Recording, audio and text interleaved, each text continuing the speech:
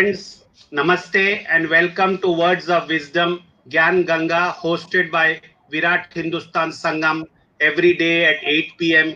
Indian Standard Time for the benefit of our viewers. As you all know, we are on 4 different social media channels of YouTube, Facebook Live, Twitter Periscope, and Instagram. As usual, Dr. Swamy is on our show, and we also have a special guest, Debashis Basu, who's a chartered accountant and has 30 years of experience as a journalist and is the author of several business books. He has worked with Times of India, Business World, Business India, Business Today, Financial Express, and has written columns for Business Standard and the Economic Times. With this, I welcome you to this program, Mr. Basu, and thank you, Dr. Swamy, for joining us as usual.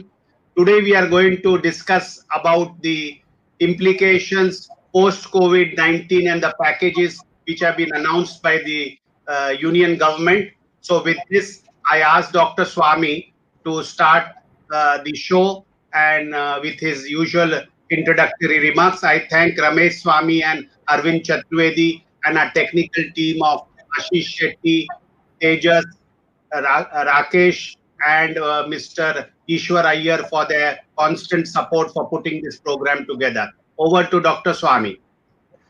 Thank you very much and welcome, Mr. Basu. We are privileged to have you here.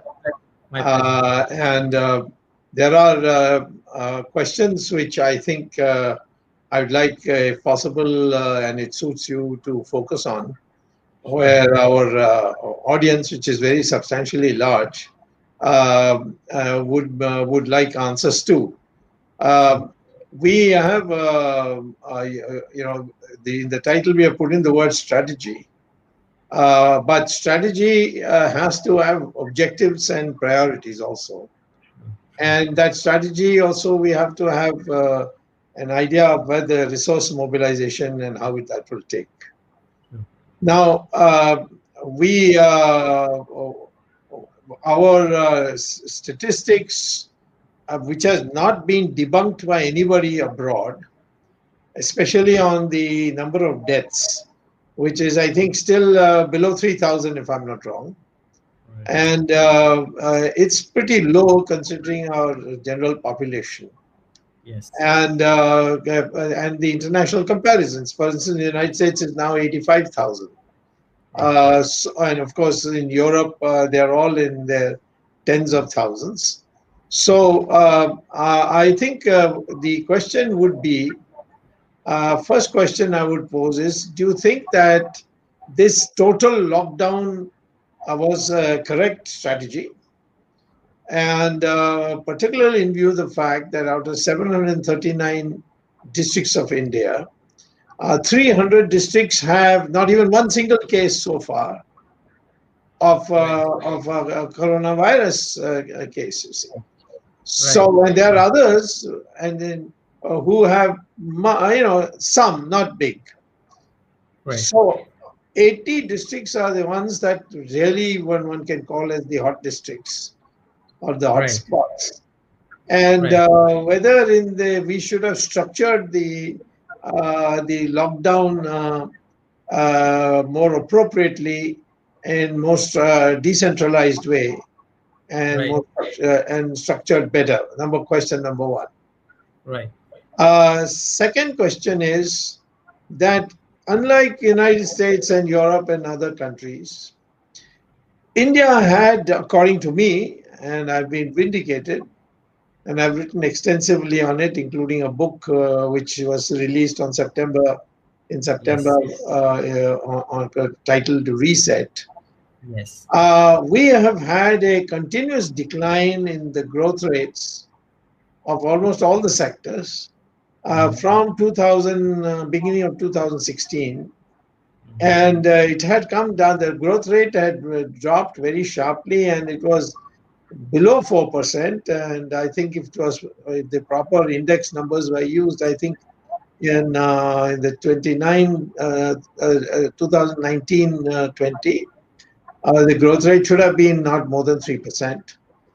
And this coronavirus has now made us slump even down further. I think this year, that is 2020-21, probably the growth rate will be less than less than -10 means it could be -15% also. So we need now a major turnaround because unemployment is now going to very huge numbers in millions. That's right. Told is 45% million.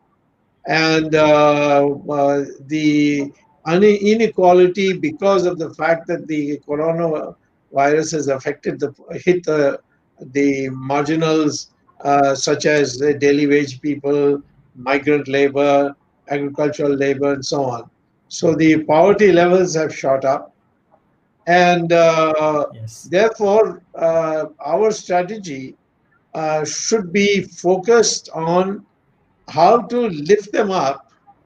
And I venture to say, and I don't know whether you agree with me, the so-called stimulus packages that have been provided are packages which deal much more from the supply side than the demand side, when in fact the demand is the factor. You have to enable people to go and be able to buy, to go to kirana shops and buy, or vegetable markets and buy. They don't have that money because they are in the poorer sections, who always had cash in hand and went after every day to buy what they needed for cooking. And if you look at the presentation by the finance minister, it seems much more like as if we are presenting a 5-year plan. And in some of the things, even the figures require a rewrite or a review, a proper review. Because take, for instance, the MSME. They say we are giving 3 lakh crores or 3 trillion rupees to the MSME, and that means to encourage them to start production. But once they start production, who's going to buy? Because nobody is, the people who would buy products of MSME are not, if they don't start their industry, then or whatever these people produce would not be effective. More important is that the center and the state government units owe MSME more than 3 lakh crores. The unpaid dues 5 lakh. is 5 lakh crores. Now, this is amazing that instead of saying that we will refund everything that that we owe you, whether state or center, and instead of that, we are giving them no collateral loan. The loan has to be paid back with interest. And I'm just picking this to say that when you're talking about strategy, please tell us how to target which section of our population and how. And therefore, I welcome this opportunity. I have seen whatever the government has put out. They have not understood that our major problem today is demand. I've been saying this for the last 2 years. Demand is getting weaker and weaker, and that is what is to be turned around. Today's finance minister's presentation is all about nuclear energy, modernizing airports, privatizing airports. These are not, issues of immediate concern for us in this coronavirus situation. So I think there seems to be a reality check which the government of India needs. And so how would you think that those reality checks should be structured? So this is what my questions are to begin with, and you are free to express your opinions in as long a time as you want within the framework. We usually conclude between half an hour and 45 minutes, and the rest is all yours. Go ahead, over to you. Sure. Absolutely. So you have two questions. One was whether the lockdown was done correctly or sensibly and so on. My first point would be, of course, in all fairness, a lot of criticism is with the benefit of hindsight. When things happened, they happened very fast. And at that stage, the earlier stage, it was unknown how contagious, how dangerous it is. All that's we've learned subsequently. In fact, if you remember, even in December, the WHO had even announced that there is no human-to-human transmission. So whether under the influence of China or well, that's the conspiracy theory, but that's what the WHO tweeted. If it's all there for everybody to see. So in all fairness, it's come upon us very suddenly, and given the quality of governance that we've seen, not just in India but in different third world countries, even in America, they were taken by surprise and they've bungled as well, and so on. But having said that, subsequently we have blundered very, very hugely, and for that there is no excuse. For instance, on 17 January, India started issuing travel advisories for those flying to China. Right? But it's only on February 5th it banned the entry of foreign nationals traveling from China to India. And although 25 other countries had already confirmed COVID cases by then. Right? So after that, India waited another full month till March 3rd before banning entry to nationals of Italy, Iran, South Korea, and Japan. Now, of course, we forget that we had the February 26th Trump-Modi bye-bye rally in Ahmedabad, where a large number of people congregated. And even then, those coming from US, France, Spain with increasing cases, they faced no entry ban into India. So and effectively, Tabiki also did not face any ban. Yes. So it is only as late as 22nd March, just a couple of days before this Janta curfew and subsequent lockdown. It is only on 22nd March, as late as that, when more than 292,000 cases was confirmed globally across 150 countries, that India actually banned all international travel. Now, this is very interesting because between January 18th and 23rd, more than 1.5 million people entered India. They were hardly tested. The main test was temperature, right?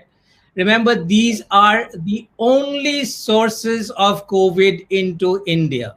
No one had it within the country. Yes. It all came from abroad.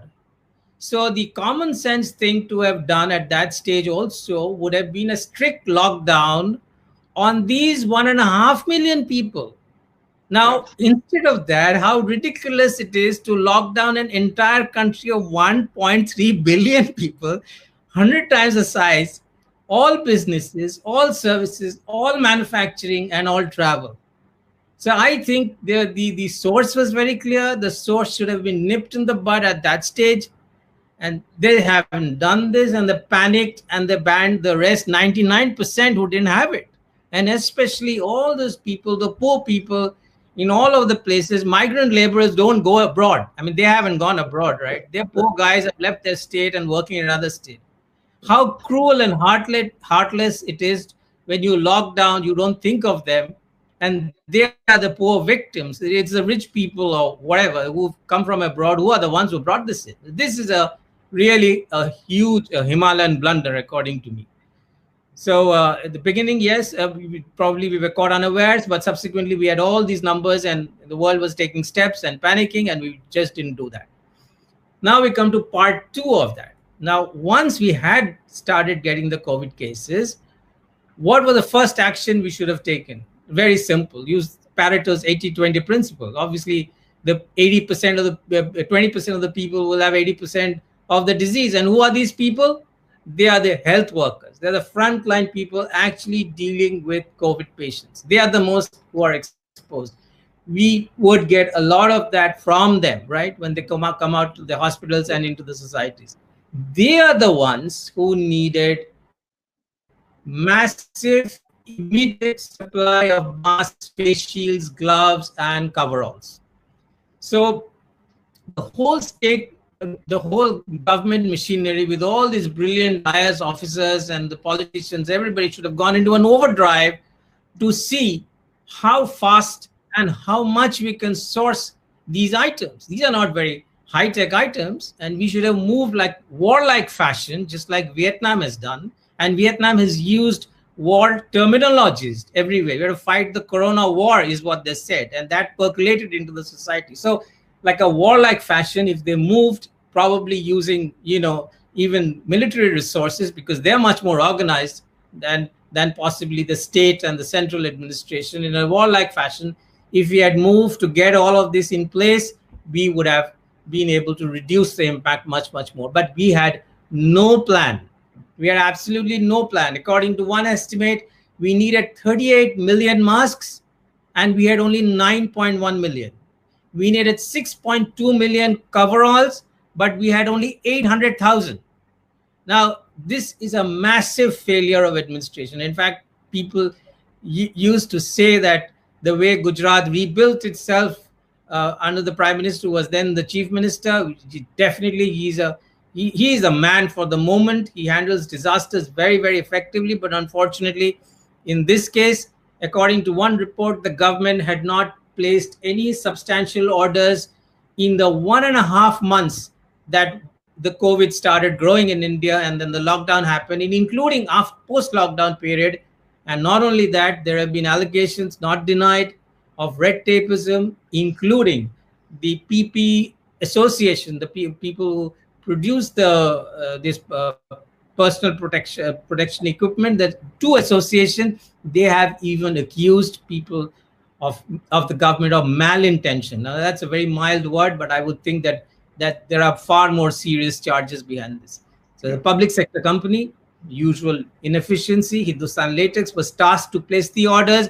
Even after 3.5 months, India still faces huge shortages in all of this, no matter what the minister come and explains, because on the ground, we know there is massive black marketing going on, which my wife and co-trustee in Money Life Foundation, Suchita Dalal, has exposed in Money Life website. She has a personal on-ground experience of this, because she personally has been focused on getting protective gear into government hospitals, and in a subsequent program. I mean, if you have a conversation with her, you can find out all the stuff that's going on in the administration and the system. Okay. Point number two, that was a protective gear part. Then we didn't have testing kits. Testing is the way Taiwan, South Korea, and Vietnam kept their ratios low, right? And of course, followed by contact tracing, isolation, quarantining. Now, India bought a very poor quality Chinese test kits at double the original rate. Even in this situation, they're allowing intermediates to make money. And there is, no matter what disaster management act is there, no matter what epidemics act we invoke, no matter how many people have to walk from their thousands of miles from the home in this heat, black marketeering, profiteering, and nothing has been stopped right under the nose of the bureaucrats, right? So then, of course, the massive issue of the migrants. They said nobody can go home. Then they'll say some people can. In April 30th, you can, but only by bus. And okay, now on May 2nd, you can go by trains, but you got to pay. I mean, how heartless and cruel is all this? Okay, we'll pay 15%. Well, this is all complete rubbish. So I would say I'm not surprised. Those who expected something else, probably they would be surprised. We know what happened in demonetization. We know all the drama, the midnight drama of August 15th, when they announced GST, zero preparation, zero testing. I mean, these are commonsensical things that you do. You test, you do a pilot scale testing, then you scale it up a little bit, you remove the glitches, and then only you go live. Any amount of, we talk of digital India, the heart of any digital rollout, the heart of any systemic solution to anything is this: pilot, test, improve, debug, test even more, and then only you go live. But we haven't done that. So I did raise it in Parliament, by there, what you just said. Yes, absolutely. So whether it's Swachh Bharat, whether it's bullet trains, and we have seen a whole lot of ideas, talk, implementation has been very, very poor. So I'm not really surprised that we've actually bungled. So that was the COVID part.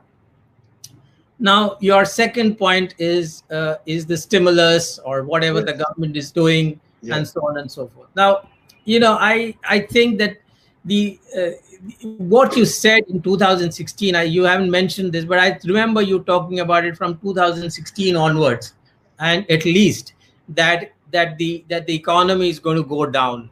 And there was none of these things were there in the horizon. Demonetization hadn't happened, GST hadn't happened, COVID hadn't happened. So some people will blame all this, and probably the government will say we were doing fine until COVID happened, not our fault. But you have pointed out from 2016 onwards, when it was all nice blue skies, that the growth is faltering, it's going to go down, and we're going to crash. And we did not build enough of buffer. We didn't change. We didn't make any course corrections, despite your repeated points. Now, if you just go back a little bit, this is just in September when the economy was doing first hit 5%. Now you say 3%.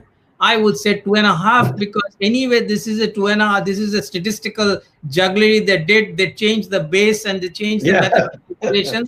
So it's a 2.5% higher than if you really want to compare 8% of Manmohan Singh.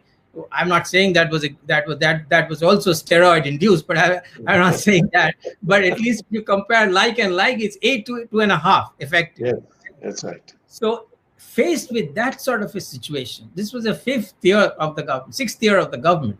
5 years done, another year, another full term with amazing majority, tremendous vote of confidence from the people. What did we get? We got the series of announcements. The market kept going down, because that's one place you can immediately see the collective disappointment of a lot of smart people, whether they're businessmen or traders or investors or whatever they expect.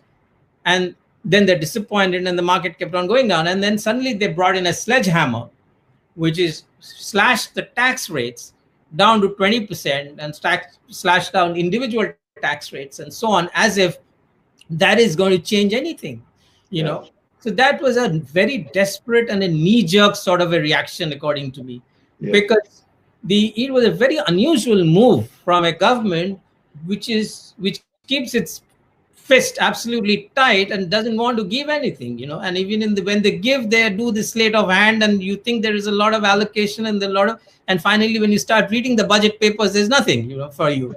So effectively, they run a very tight fist so far as giving to others are concerned. Of course, the bureaucracy gets a DA, and they hike the inflation-adjusted pension, and all of that is all guaranteed. But if there is any philosophy of this government, I can't detect any. But the only thing I detected was that they feel that we have to be tight-fisted. We are a poor country. We can't just give away to the demands of business people and the people who are demanding this and demanding that, and we need to live within our means. That seems to be the subtext. He doesn't talk about this because these are very unpopular things to say. So that seems to be so. In that context, such a huge tax cut was very unusual, and I can only put it down to a very panicky, knee-jerk kind of a reaction. Oh my God, nothing's working. So let us do this. Let us just, try this. So this is a kitchen sink approach. Throw everything on the sink and see if something works. So that's the background of this particular government. And so I had no expectations, really. I'm surprised that people are surprised. So I had no expectation that they would do the right things with the COVID. And sure enough, all of that, what you said is exactly right. I'm 100% with you that they try to work on the demand side. On the supply side, and there also, if you really work on the supply side, also you can do a lot of things. For instance, I give you an example. I was talking to a businessman who's got some plant off Nagpur. It's about a couple of 100 kilometers from Nagpur. So he says that they're talking about all of these things, that we'll get investments from China and this and that, and people will leave China. You must have read my article. Yeah, I did read. Where I said it's all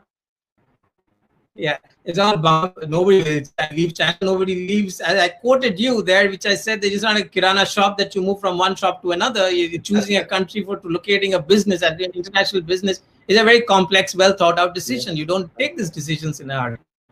That's right. So this gentleman was saying that I'll just give you one simple example. It takes 7 days to move my exportable materials from my plant to Mumbai port. Yeah. Okay, Right. and 7 days in inward travel from one middle part of the country to the port, just a few hundred kilometers, and then another 7 days for it to ship out. Yes. When turnaround time in Singapore is 4 hours. That's right. I mean, you can still do a lot on the supply side as well if you do some of these things. Second example, in 2014, I remember there's a lot of talk by the agricultural ministry of setting up a sort of a national grid, electronic grid for agricultural produce. Yeah. All right. Yes. So if you do a complete free, frictionless internal movement of agricultural produce, Yeah. you're going to see a massive efficiency Yes. in the farm sector. You're going to see a tremendous amount of money moving directly from the consumers into the hands of the growers, eliminating the middlemen, which are controlled by politicians. And therefore, you're going to see a win-win situation. We are going to get produce at a lower price. They're going to get a higher price than what you're getting right now, right? So a lot can actually be done on the supply side. To set up a hotel or a restaurant, you need 29 licenses. Okay. Yeah. And then you have an inspector Raj who are coming and taking hafta every month from you. Right. So there is a lot you can do on the supply side, no doubt about that. And at least what I've been saying from 2014 onwards, that it is very clear that we have a federal structure. So Mr. Modi cannot go and do any of these things. Sure, I understand. He could do a lot of things when he was a CM. Now he's a Pradhan's Mukhya Mantri now, but he can't actually run the state. But he could have done two things at that stage. One is that he could have produced a white paper in 2014, taking advantage of ideas from you and say that this is what the UP has done. This is what I've inherited. It's going to take me time. This is the state of the economy. This is what I'm going to do. And he could have done that in conjunction with the states which are run by BJP. Make UP a model state, make MP a model state, and the word spreads very, very easily. If you remember, people used to say before the elections in 2014 that, yes, I have worked in Gujarat, you work in Bihar, you don't know how good it is. Come and see. You should vote for him. Word travels. Efficiency of a given state would automatically be shared by people across the states. Businessmen will talk to each other. They will flock to these model states. But unfortunately, that was not done. I mean, at that time, there were only national schemes of, all kinds of things which never worked, actually, unfortunately. Yeah. But we never got on ground reforms on the supply side. If we did that by this time, you would have been much, much, much stronger. So, as I said, on the supply side, also a lot could be done, but that's not been done. Even now, it's not being done. None of these things, which is improving the efficiency of the ports or internal movement of goods, a friction-free business environment, removal of licenses, all of these are supply side measures which can be done tomorrow, which if they want to do. When they want to do, they move very fast on other things. Now, on the demand side. Yes. Now, it is very obvious that that if I produce, who's going to get it? But more importantly, this is interlinked with the administration of COVID, or the lockdown. The way it's been implemented also has an impact on both demand and supply side, because you've destroyed both, right? Yes. So, for instance, you can say I have this red zone and green zone and orange zone and so on and so forth. But if an automobile company or a two-wheeler company requires its materials, let's say, from 45 different suppliers, at least. They're usually hundreds. Our car company will have hundreds of different suppliers. Can it manufacture an automobile if two of its suppliers are in red zone and 98 are in green zone? It won't work. Yes. It's as simple as that. So somebody is sitting in Delhi and doing all these calculations without taking into account how actually businesses are run. They're clueless. And I can tell you the reason for this. The reason for this is a fundamental problem with our democracy and our administration. As you know, on everything, it is the first principles that matter. You have to have a philosophy. You have to have a philosophical base. You keep repeating that, that it'll be a great day when scholars and philosophers come on top of the heap. That's Yes. a philosophical position you take. Yes. And there is a reason for that. You derive it from, thousands of years of tradition, history, what it was and what we have and what we had. So whether one agrees or not, you have a philosophical position. And then from there you derive your formulations, your tactics and what you want to do and so on. And if you do not have that foundation, you're going to listen to Raghuram Rajan today and you're going to listen to somebody else tomorrow. And you're going to move from one to the other without actually tackling the fundamental problem. Now, what is the philosophical basis? I'm just giving you a lovely story of today. All right. The New Zealand Prime Minister had gone out to have lunch in a restaurant like you and me. Yes. You will never see these Lal Batti people coming to a restaurant to have lunch. You can come with me, but I don't think anybody else would. Now, the restaurant said, sorry, you didn't book. Okay? Because of social distancing, we have much fewer tables and fewer positions to offer. So you got to wait, and I don't know when we can give you the table. The Prime Minister of New Zealand, Yes. the people, the politicians of Norway, they move among people. They go to the same shops. They have coffee with the same people who vote for them. Here, we seem to have accepted that the British rulers would go and they would be substituted by another set of rulers, which is these elite bureaucrats and politicians, and we would remain their subjects, subjected to their whims, fancies, etc. So they don't ever need to talk to us. There is no feedback. There is no way they will know what I just said, that you're just giving him some PF deduction here and TDS there, and all that does not lead to anything, to any MSMEs. Sorry. I'll interrupt you now. Sure. Because you're on a very important point. So I don't want the focus to be shifted. Sure. If today you were to prescribe how to get over, how to enable sections who are miserable because they're not getting their salary and or they are out of job and so on.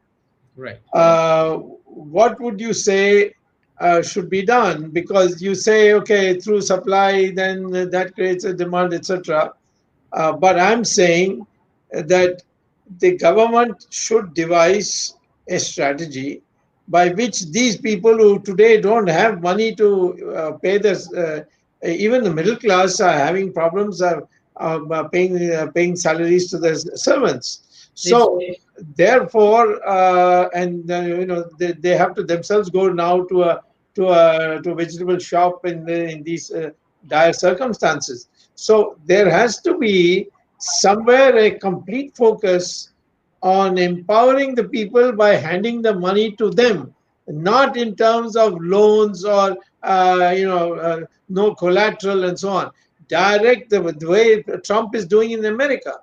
Everybody is getting money through checks in their bank accounts. You see. So would you advise the government of India that they should do something like that? Well, there is a difference between America and India. And the difference is very, very, very significant, which is which is that American currency is called dollar and our currency is called rupee. The being dollar gives them using dollar as a currency gives them enormous advantage, very, very unfair advantage, right? So if you look at the fundamentals of America, even before this cash transfer, yes, they are up to their eyeballs in debt. All right. yes. And we say that this is we have to have one of the two things, right? We can't praise them to say that, well, they spend and therefore the economy grows, and at the same time we can't say we are a great country because our savings rates are very high. You have to choose whichever one of the things that is right. Okay, if you don't save, you save, you are better off. Okay, but so America has an advantage of being able to access inexhaustible source of global surplus, which comes into the country when foreigners buy treasuries, American treasuries. American treasuries like gold, right? So they can borrow any amount of money if they want to, internally, externally. We can neither borrow internally nor can we borrow that amount of money externally. I'll contest you on that. Right. I'm saying that you print notes. Yeah. And give it straight to the people, and then they will go out and buy their provisions, and that the demand will start, and then that will lead to further supply and so on. Yeah. So I don't want is it a dollar rupee in these circumstances, just like John Maynard Keynes said in the time of the Depression. Don't think of long run. Long run, we'll all be dead. And so right now, empower them to go to the market. I was just coming to that. Having said that, I was just coming to that. Having said that, you see the amount of intrusion that this government has made into our lives in a variety of ways. Okay, Aadhaar, Jandhan, and all of that. Okay, Digital India and Arogya Setu, and there's a new one. The new one, and don't forget that they have this enormous database of the Ministry of Corporate Affairs and the other ministries. So they, to their potential, what is the data collection all for the last 6, 7, 8 years? They have, in fact, when they were claiming that one of the reasons Mr. Modi came back with such a huge majority is because they could target their messages, they could target that LPG scheme to rural women. So they already, if that is correct, I don't know if that's correct or not. If that is correct, take the work. They already have a digital pipeline into 10 crore underprivileged homes across the country, 10 crores. Yes. And women. So what better? Nobody in the world has this. Through that digital pipeline, you can empower not the men, because they blow up your $7,500 in liquor, but they can empower the women folk. Yes. With that money. They can do it like this. That's precisely what I wanted to say. Yes. Yeah. So they have Digital India and they have Aadhaar and this and Jandhan and so on, and they can do it overnight. Now, conventional and one branch of economics, as you know, would say you should never do this because this is not fiscal rectitude, and you're going to create inflation and so on and so forth, which is all false, because economics works in a very complex ways in real life, quite different from the academia.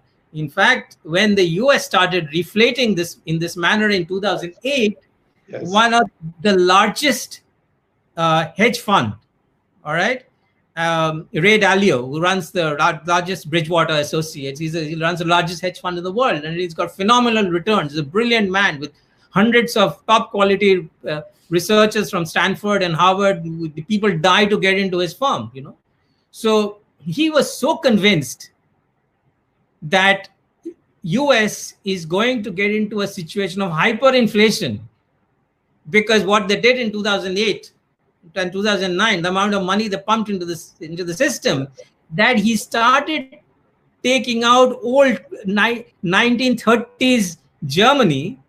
He started pulling out old newspapers and started reading them and asked his colleagues to read them and say, see what the trajectory that Germany went through when you can take a whole lot of marks in a wheelbarrow and you'd get a little piece of bread. So that was the value of the market collapsed to 100,000% inflation. So he was so worried that this kind of reflation would lead to that sort of an inflation of the Weimar Republic. Didn't happen. So even a guy like that had created a correlation in his mind because of conventional academic background that if you do this, this is what you get. But that sort of correlation may or may not work because it's a very complex system. It's an adaptive system, and it works in a way which is very, very peculiar to that particular context. So I'm not even sure whether the criticism of what you and I are saying is even valid, which is that it's going to lead to inflation. It may or may not. We don't know. I'm not saying that. There is oversupply. There's inventory is piled up. So how can there be inflation? Yes, absolutely. So I think in any case, if unconventional, unprecedented situations require unconventional and unprecedented measures. You can't hope to do this little tinkering, which they did in last September when the economy was tanking, and now, which is in a far, far, far worse state because you really stopped the machinery completely. Everything stopped. So you really need to go into overdrive in the way you lock down. You went into overdrive to lock down the economy. You have to go into an overdrive in trying to revive demand and and put money in the hands of people who are actually going to spend. If they spend, then automatically it starts. You don't need to know. Babu needs to sit and dictate that you will do this and you will do that. The economy starts coming back because it's a voluntary exchange of material, services, and money between each other. On that note,